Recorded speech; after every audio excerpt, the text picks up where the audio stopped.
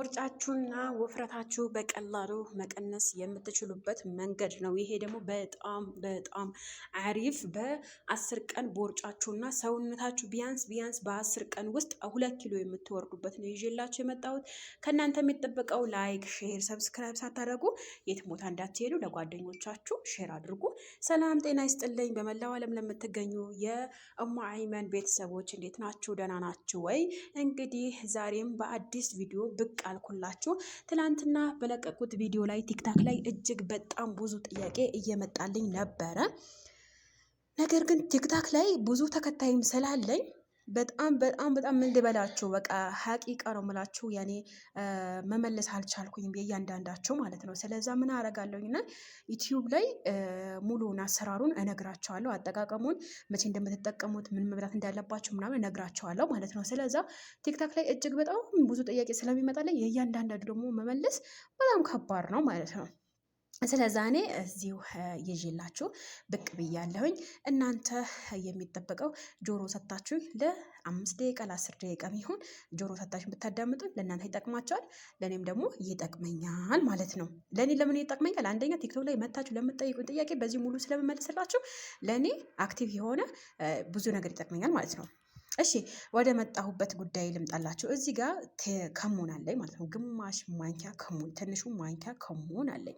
በከሙኑ ላይ ደግሞ ትንሽ አሰል እንዳይመራችሁ በባዶ ሆዳችሁ ስለሆነ አሰል ታደርጉበታላችሁ ማለት ነው። ወይ ማር፣ ኦኬ፣ ግማሽ ማንኪያ ማር ታደርጉትና ከዛ ደግሞ ኑስ ወይም ሩብ ሎሚ ካላችሁ ሎሚው አድርጋችሁ እንደዚህ ከዛ ሁሉንም አንድ ላይ ካጠራቀማችሁት በኋላ ከዛ የፈላ ውሃ ማድረግ ግን ሳታረጉ በፊት ውዕዱን እንዲማሰልላችሁ ከታች ወርዶ እንዳይቀመጥባችሁ ካረጋችሁ ሎሚው ማሩንና ከሙኑ ካረጋችሁ በኋላ ምስል ታረጉትና ከዛ በኋላ ከማሰራችሁ በኋላ ትኩስ ውሃ የፈላ ውሃ ነው ማድረግ ያለባችሁ። ቀዝቃዛ ምናምን አይደለም። እኔ እንደማረገው አያችሁት እንዴት እንደማረገው እንደዚህ አደርገዋለሁ።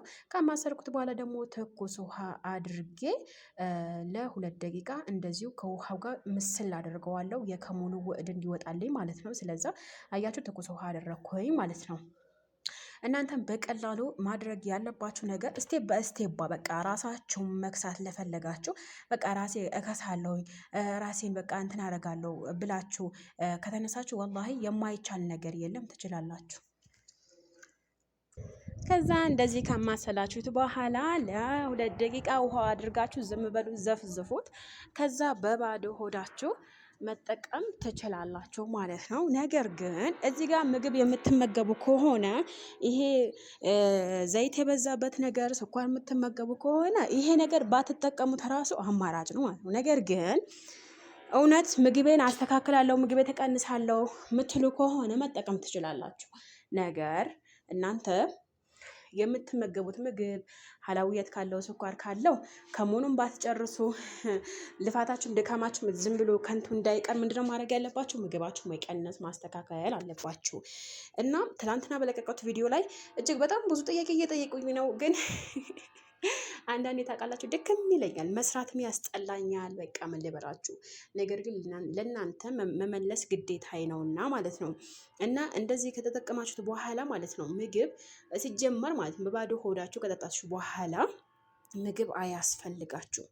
ምግብ እኔ እንጃ እንግዲህ አንዳንዶቻችሁ ራብ ገደለኝ ትላላችሁ፣ አንዳንዶቹ ያስረባል፣ አንዳንዶቹ ምግብ አያስፈልገንም፣ አንዳንዶቹ በቃ ብዙ ነገር ስለምትሉኝ ይሄ ነገር ወይም ከሙን እና ሎሚ አስል ምናምን የምትጠቀሙ ከሆነ በእርግጠኝነት ምግብ አያስፈልጋችሁ። ምግብ ይዘጋችኋል። ገብታችኋል አይደል? ምግብ ይዘጋል ከሙን ሲጀመር።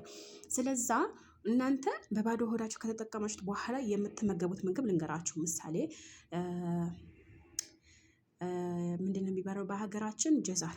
በቃ እኔ ጀዛር ልበላው፣ ካሮት ማለት ነው። ካሮት በብርቱካን ፈታችሁ እንደ አሲር ብትጠቀሙት ከጠጣችሁት በኋላ በጣም አሪፍ ነው ለሰውነታችሁም እና ለፊታችሁም ቁንጅና ምናምንም እንትን ይላል። ስለዛ ማድረግ ያለባችሁ ነገር ማድረግ የሌለባችሁ ነገር እንዳታደርጉ ማለት ነው። ምሳሌ ምግባችሁ አስተካክሉ፣ ምግባችሁን አበላላ። እንደገና ሰካር ነገር፣ ይሄ ብስኩት ነገር፣ በጣሳ የሚመጣ በውጪ የሚመጣው ነገር ምናምን ካቆማችሁ በእርግጠኝነት 100% እንደምትቀንሱ እኔ ልንገራችሁ ማለት ነው። ነገር ግን ዝም ብሎ ያገኛችሁት ነገር የምትወትፉ ከሆነ እንዳትጠቀሙ። እኔ ልንገራችሁ፣ ዝም ብላችሁ ያገኛችሁት ነገር የምትወትፉ ከሆነ አትጠቀሙ፣ ምንም ነገር አታባክኑ ነው ባይነኝ። ስለዚህ አሁን የምናገረው ነገር አሁን ምሳሌ ካሮት በብርቱካን ከጠጣችሁ በኋላ ከራባችሁ ሰላጣ በሩዝ በነጭ ሩዝ ሊሆን ይችላል። በቃ እና ሀሊብ ብትጠቀሙ ምንም አይደለም፣ ጥሬም ስጋ ብትጠቀሙ ምንም አይደለም። ነገር ግን እናንተም ምንድነው በርገሪ፣ ክብዝ፣ ብስኩት ነገር፣ ስኳር የበዛበት ነገር፣ ዘይት የበዛበት ነገር የምትጠቀሙ ከሆነ ዋነኛው ነገር ዘይት መቆጠብ ነው ሰውነታችሁ ላይ። ምክንያቱም ዘይት አይደል የምታጠፉት፣ ውስጣችሁ ላይ ጮማ ነው አይደል? ዘይቱ ጮማ ነው የሚሆነው። ያ ጮማ ለማቃጠል ነው አይደል የምትለፉት እናንተ።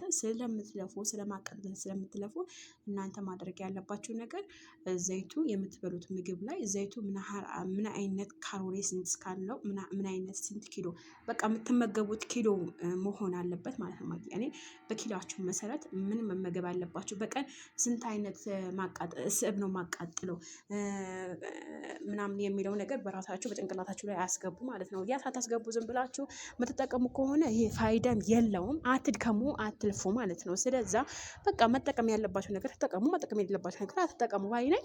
ለማንኛውም በሌላ ቪዲዮ እመጣለሁ። ላይክ፣ ሼር፣ ሰብስክራይብ ሳታደርጉ ግን እንዴትም እንዳትሄዱ።